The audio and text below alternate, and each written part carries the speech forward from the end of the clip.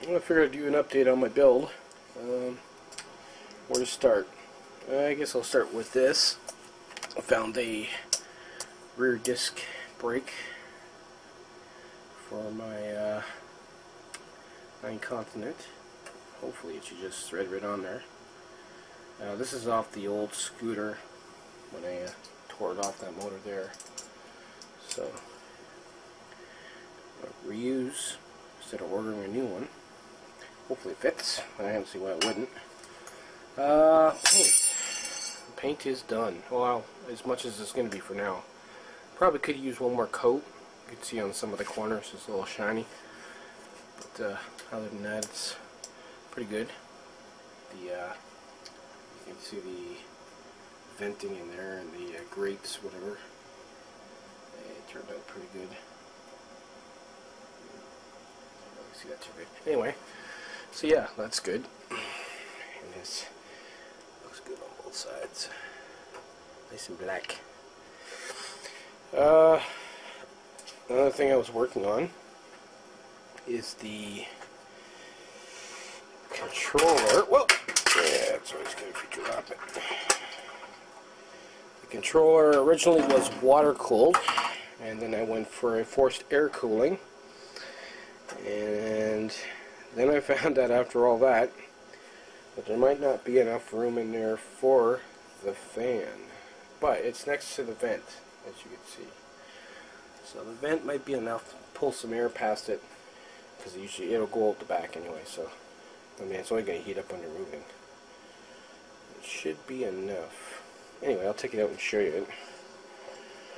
I originally wanted to do the water cooling thing, but a lot of moving parts, a lot of extra work, drilling holes, and I really didn't feel like doing it.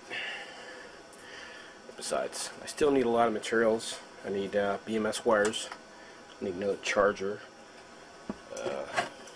among other things. So I can put the money towards that. Okay, get it out here. Okay, so originally this was water cooled.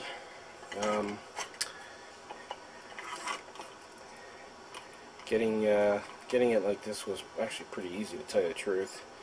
I had a bunch of these Xeon heat sinks for sale on the forum. No one was interested in them, but they make really nice heat sinks. So basically, scribed it with a jigsaw, with a hacksaw, put in vise the plexiglass so it doesn't scratch it up, and snapped them off, and then cleaned them up in the grinder. The holes in the heat sinks actually line up with this heat spreader on the controller itself, so that worked out. So all I basically have to do now is just put some goop on it and make it tight. I notched out the sides. The reason why I made the heatsink bigger, so it hangs out the ends, is so it gives it a bit of support. You don't want this jiggling around, because it'll basically break a trace or a pin on the one of the FETs and fry the controller. So, but getting that out was pretty straightforward. Just basically put the box in the vise and hacked out the part that touches the spreader. So it's came out pretty easy. But that's pretty rad. I like it.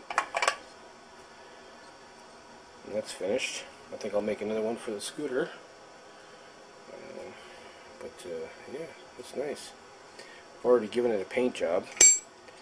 Get rid of all the scratches from when it was in the vise. I tried not to scratch it, but still got scratched up pretty good. So that's out of the way. What else have I done?